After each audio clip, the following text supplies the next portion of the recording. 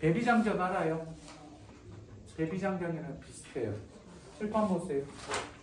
오율안전과 축내전이 있는데 오율안전은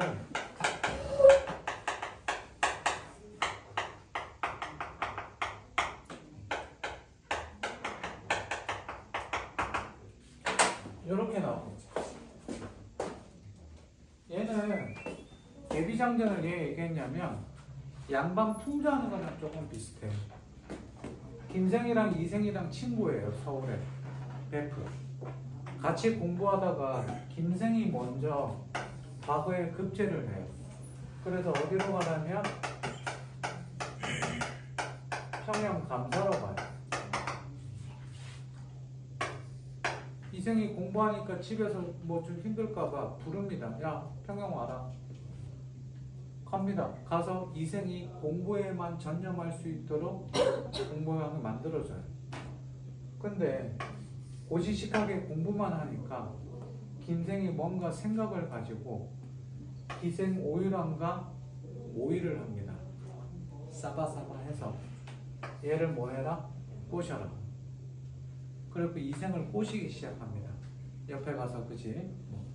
서방님 술 한잔 하시지요? 이러면 아니 돼요. 이러면 안 돼요. 안 돼요. 돼요. 괜찮아요? 그럼 한잔 할까? 온갖 꼬시고 하다가 결국 뭐 합니까? 거기 표현대로 따르면 회절을 합니다. 회절이 뭐냐면 말 그대로 절개를 훼손한다 이건데 그냥 뭐 공부밖에 모르는 이생을 오율왕과 같이 잠자리를 하게 만들고 결국은 좋아하게 만듭니다. 그렇게 한 다음에 김생이 이생에 골탕 먹이고 라는 약간 의도를 가지고 뭐 겉으로는 애헴하는 소위 말하는 양반의 이중성, 양면성 겉으로는 애헴하고 하지만 실제로는 뭐 그런 욕망들을 가지고 있을 것이다. 그거를 솔직하게 인정하지 못하는 게 보기 싫어서 인정하게끔 만들려고 어쨌든 오율왕을 회절을 시킨 다음에 어떻게 만드느냐. 이생이 갑자기 어떻게 돼? 짝퉁 편지를 보내서 어쨌든 서울로 다시 돌아가다가 아버지가 괜찮아졌다. 위독하다 그래서 가다가 괜찮아졌다가 다시 왔는데 오율왕이 죽었다고 뻥을 칩니다. 오율왕이 죽었다고 그러고 이생이 슬퍼하고 있는데 밤에 누가 오율왕이 귀신 분장을 하고 나타납니다. 영감이 서방님 나타납니다. 나는 죽었다. 죽은 몸인데 너도 죽었다. 너도 죽었으니까 너도 지금 꿈인데 죽은 사람 내가 보이느냐? 보이지? 근데 귀신인데 니네 보이면 니도 죽었다. 그러니까 마음대로 하자.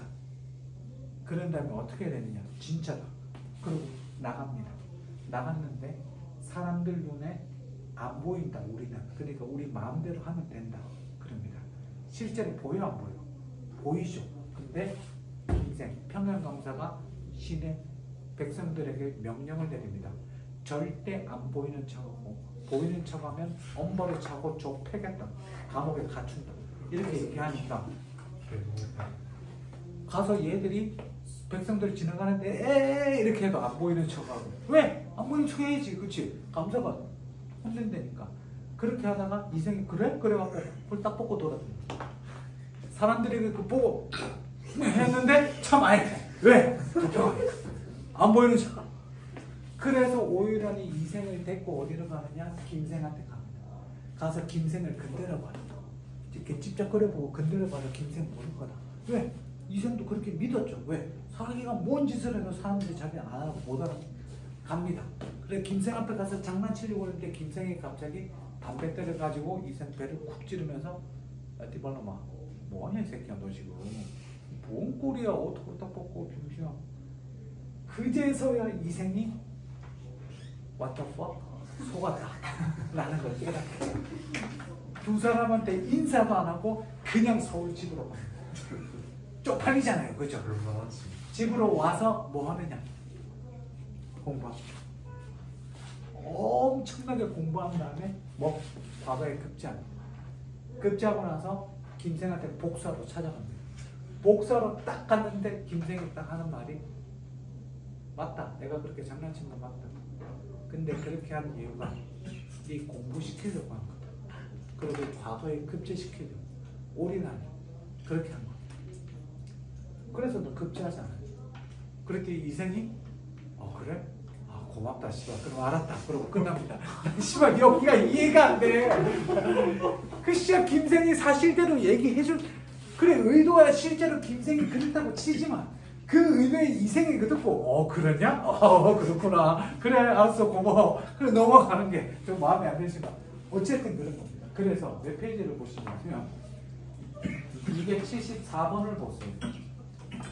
224쪽 274번을 보세요. 두 번째 줄, 보기에 두 번째 줄 봅니다.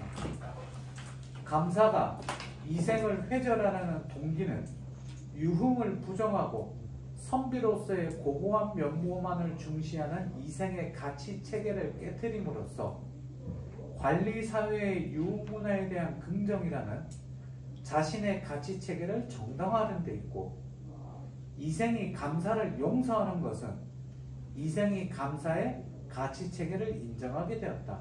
이렇게 돼 있지. 그러면 밑으로 인물로 내려가서 이생의 두 번째 줄, 여색에게 무관심한 도덕군자를 자처하고 있으나 오유란을 단 한 번 보고 미색에 침묵하게 된 만큼 도덕군자와는 거리가 먼 인물이다. 찾았니? 그치? 이생의 회절은 그러한 위선 뒤에 숨겨져 있는 밑줄 선비들이 이중인격을 폭로하는 의미. 밑줄 쳐두고.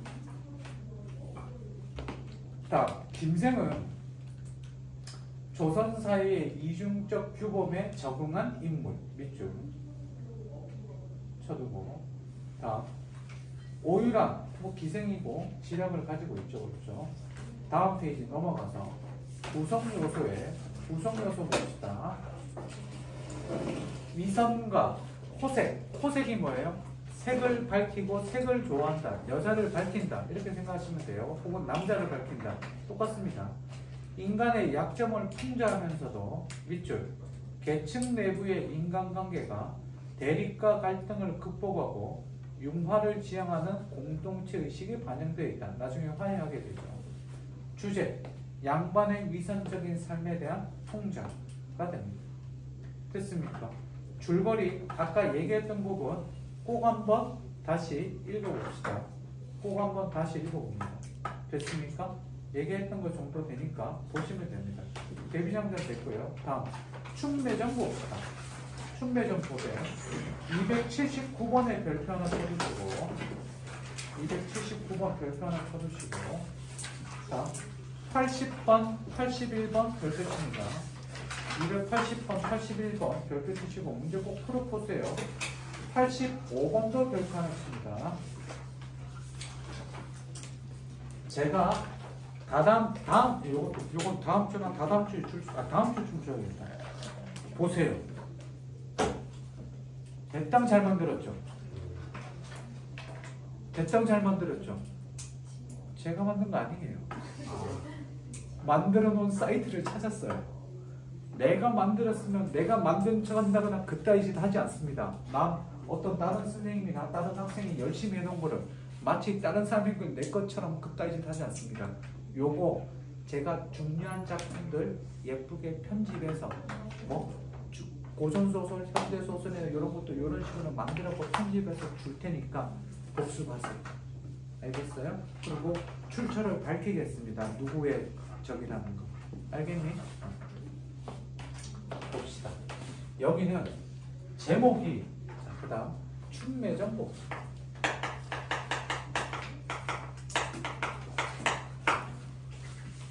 춘매 중요한 거. 춘매전인데 춘매는 빨리 죽어요. 춘매전인데 춘매가 중요한 게 아니야. 읽어보면 그렇지만 누가 나옵니까? 유씨 부인이 나오고 다음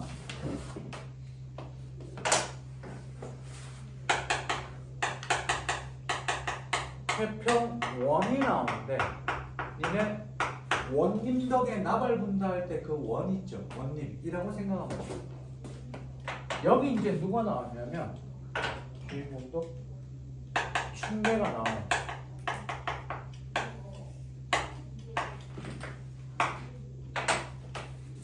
춘매전을 실어놓은 이유는 문학사적 가치가 높은 작품은 아닙니다. 처음 보는 작품이에요. 한 번도 나온 적이 없어요. 처음 보는 작품이 내가 처음, 물론 나만 처음 봤을 수도 있겠지만 제 기억에는 EBS 고석이 없었습니다. 처음 보는 작품이고 낯설기도 하고 수능 완성에 실려 있어요. 그런 여러 가지, 그리고 내용 자체가 그렇게 나쁘지가 않아요. 그래서 그런 이유로 실어놨는데 별 5개 중에 출제 가능성 있으니까 실어놓긴 했지만 이것들 중에서는 조금 떨어지기는 합니다. 저 같으면 옥루몽 이런 거 더 낼 거예요. 옥림몽 이런 거. 그게 훨씬 더 중요하지만 어쨌든 가볍게 보면 누구? 둘이 부부 결혼합니다. 춘매가 할미 박사가 되어 저기 다른 지방에 갑니다. 다른 지방에 갔는데 뭐를 받습니까? 모함을 받아요. 그래서 억울해서인지 병에 걸려요. 그래서 억울해서인지 어떻게 돼요? 죽어요. 그 얘기를 듣고 유씨 부인이 직접 춘매의 시신을 수습하러 가겠다 하고 갑니다. 사람들이 말립니다. 가봤자 이미 썩어서 없어졌을 거다. 아니다, 가겠다. 가는데 이쪽을 지나는데 회평이라는 고을을 지나는데 회평 원님이 유씨 부인을 보고 으아 이뻐.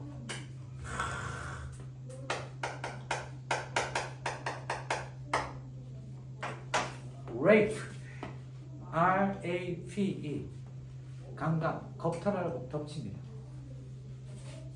유씨 부인이 안 되겠다 싶어서 칼을 꺼내서 칼을 왜 갖고 있는지 모르겠지만 뭐? 은장도로 안 돼. 목을 벤다고 배웠는데 팔이 잘려. 은장도로 목을 벨 수는 없잖아. 은장도는 그리고 공격용이 아니야. 은장도는 그때 되겠지만 자결용이야. 은장도로 상대 네가 은장도를 들어와. 자, 은장도가 얼마나 타고 네가 이걸로 나를 공격한다고 쳐봐. 야, 은장도 그렇게 안. 은장도 7세 요거밖에 안 돼. 은장도 요거만해. 요거 잡으면 요거밖에 안 돼. 요거 한 5cm 정도밖에 안 돼. 5cm로 찌른다고 쳐보자. 내 배를 찔러. 아니면 니네 배를 찌른다고 쳐보자. 배를 찌르는데 찔리겠는데 이게 찔려봤자 어떻게 돼? 니네 뱃살 만져봐. 두툼하지? 최소 5cm는 될 거야. 그냥 5cm는 찔려봐야 이러고 A4로 뽑아갖고 다시 찔러. 이건 아니고 아무튼 이거 찔려기 은장도는 자결용이야. 자기의 절개를 지키는. 그래서 찌르는 거 아니야. 그걸로 허벅지 찌르면 안 돼. 은장도 끝에 뭐가 있다고? 비상이라는 독이 있어. 그래서 여기 얘기했었지. 여기 목구멍 여기 푹 들어가는데 여기 대놓고 푹 찌르면 가. 한 번씩 해보세요. 자. 그래서 유씨 부인이 어떻게 돼? 칼을 꺼내서 이놈의 목을 친다고 쳤는데 팔이 잘려. 그래갖고 회평원이 열받아갖고 모함을 한 다음에 유씨 부인을 어디다가 감옥에 가.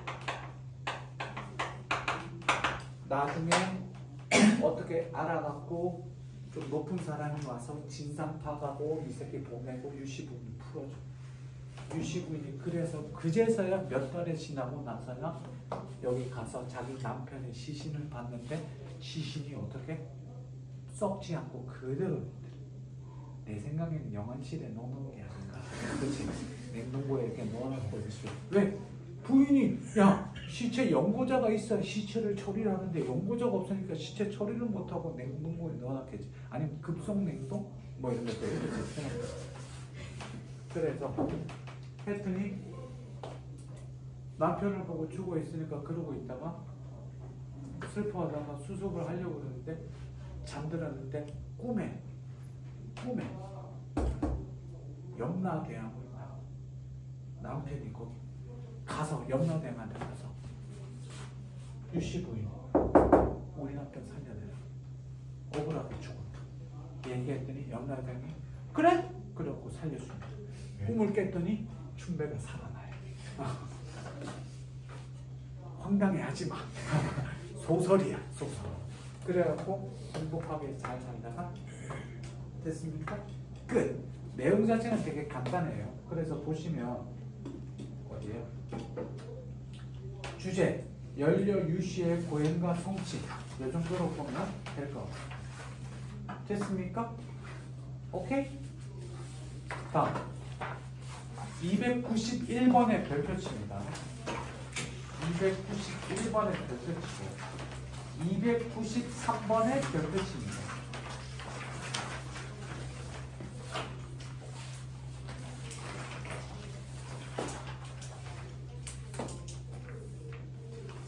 현대소설은 오늘 현대소설책 보면 알겠지만 몇 작품 없습니다. 몇 작품 안 실어놓은 이유가 뭐가 나올 거다 EBS는 고전소설이 나올 확률이 높다. 작년 9평에 현대소설이 나왔는데 그래서 놀래갖고 현대소설 했더니 결국 고전소설 나왔어. 재작년, 3년 전, 4년 전 다 고전소설 나옵니다. 올해도 고전소설 나올 확률이 높대. 혹시나 EBS에서 현대소설이 반영이 될 수도 있으니까 그나마 나올 만한 거 실어놨는데 현대소설은 얘들아 뭐가 튀어나올지 모르고 그 전체 목록에서 진하게 되어 있지 않은 부분들의 현대소설이 제법 있으니까 그거 꼭 보고 복습하세요. 준비하세요. 알겠니? 잠깐 봅시다.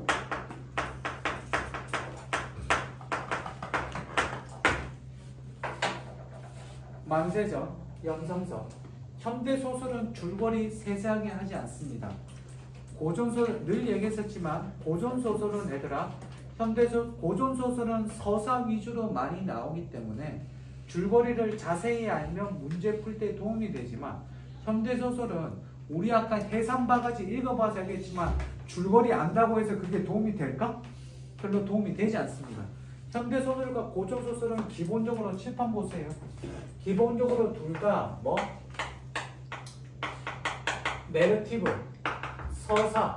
기본적으로 소설이니까 서사라는 공통점을 가지고 있지만 읽는 포인트가 조금 달라요. 그래서 고전소설은 우리가 어려운 이유가 인물이 많이 나오고 한자어 때문에 좀 어렵지만 현대소설은 읽을 때는 뭐? 인물의 심리, 아까도 얘기했지만 상황에 따른 심리 정서 태도 이거에 조금 더 포인트를 맞추고 얘가 이름 있다고 말을 한 의도가 뭘까? 도대체 이 말을 왜 했을까? 그거를 읽어내는 거예요. 이해됩니까? 보시면 돼요. 만세는 염상섭이라는 작가에 대해서는 굳이 많이 알죠. 염상섭의 대표작이 뭐가 있어요? 뭐라고? 염상섭의 대표작.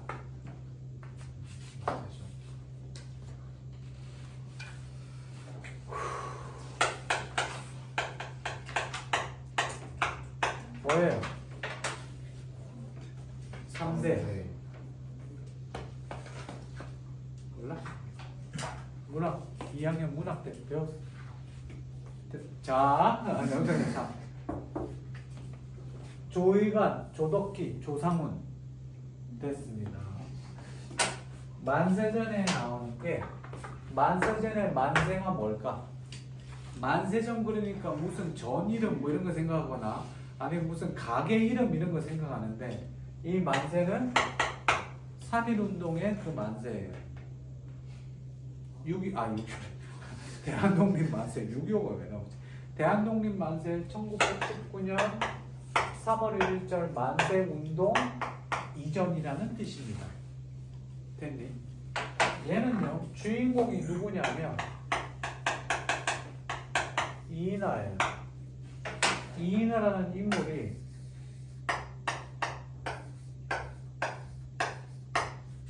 동경은 어디 있을까요? 하나, 둘, 셋, 몇 번째? 거의 동경이랑 서울이랑 위도가 거의 비슷하죠. 경도는 조금 차이가 나지만 비슷합니다. 오사카, 교토 더워요. 보세요. 서울에서 있다가 교토? 동경? 공부합니다. 일본 가서 공부하고 있다가 아내가 위독하다는 연락을 받습니다. 그래서 와서 갑니다. 가는데 얘가 여기서 다른 여자를 만나는데 잠자리를 하거나 그러진 않는데 그냥 뭐 미츠코예요. 미츠코가 정자는 거지. 미츠코에다가 목도리 선물도 해주고 뭐 이럽니다. 아무튼 그냥 잘 챙겨줘요. 그러다가 얘가 여기 와서 기차를 타고, 잘 보세요. 기차를 타고 칙칙폭폭 타고 대전역 지나서 서울로 오는데 오는 동안 뭐를 보냐면 이게 언제나 제가 알고 있기로 조선의 얼굴인가 조선의 무덤인가 아무튼 그런데 오다가 조선이 식민지 조선의 실상을 보게 됩니다. 즉 얘는 공부를 하는 소위 말하는 뭐 지식인인데 이 자기 개인적인 것만 어떻게 개인적인 그런 거 위주로 공부하고 개인적인 삶을 위해서 살고 있다가 기차 타고 오면서 어떻게 됩니까? 조선의 참혹한 현실을 여실히 직접 피부로 느끼게 되고 뭔가 깨닫게 됩니다. 그리고 뭔가 어떻게 됩니까? 자각하게 되고 생각이 좀 바뀝니다. 그리고 결국 도착했는데 아내가 죽어요. 아내가 죽고 장례식을 치렀는데 장례식 치르고 나서 거기서 사는 게 아니라 다시 일본으로 옵니다. 다시 일본으로 가서 그래서 동경에서 서울에서 다시 동경으로 가는 뭐 여로형 소설이에요. 그런데 여기서 한계는 뭐냐면 얘가 갔다가 돌아오면서 식민지 조선의 현실을 보고 뭔가 깨닫게 되고 비참하다는 걸 절실히 느끼게 되지만 그게 행동으로 즉 항일 저항 운동이라든지 윤봉길 의사처럼 도시락 폭탄 도시락만 던지면 안 되죠. 땡 맞고 그지 그렇게 돼. 도시락 폭탄을 던진다거나 총을 쏜다거나 거기까지 나아가지 않아요. 그래서 전형적인 뭐 식민지 시대의 나약한 지식인의 전형 혹은 그렇게 보통 됐습니까? 해설을 잠깐만 봅시다. 이나 페이지 238쪽 두 번째 식민지 첫 번째 일본 동경대학 문과재학생 아내가 위독하는 정보를 받고 귀국하면서 그 다음 밑줄 조선의 비참한 현실을 목격하고 사회의 현실을 인식하면서 조선인으로서의 자신의 위치와 정체성을 깨닫게 된다. 그래서 식민지 현실의 실상을 알게 되어 분노하고 자기 성찰을 통해 정신적으로 성장을 해. 또 현실에 대해 냉소 비판적이지만 밑에 줄 어떤 노력이나 행동을 보여주지 못하는 무기력하고 나약한 지식인. 됐습니까? 다음 자조적이고 소극적이고 회의적이다. 아내의 죽음 앞에서도 눈물을 흘리지 않으며 무덤 속을 빠져나간다. 그러면 조선을 뭘로 본 거예요? 무덤으로 본 거지. 다시 동경으로 도피하듯 돌아가는 모습에서 허무주의적 태도. 됐습니까? 그자라고 돼 있는데 이 그자가 뭐냐면 그 본문에서는 걸자라고 나옵니다. 기차 안에서 나오는 모습이 있고 그냥 있다는 것 정도 그냥 가볍게 봐주시면 되고요. 밑으로 쭉 내려오면 여러형 구조라는 거 정도 알아두고 여러형 구조 됐니? 그 정도 보면 됩니다. 다음 페이지에 보시면 원점 회귀형 여러 구조랑 그 묶어두고 여기 보세요. 여기서부터 여기까지 전부 다 묶어두고 별표 하나 쳐줍니다. 이렇게 보여요.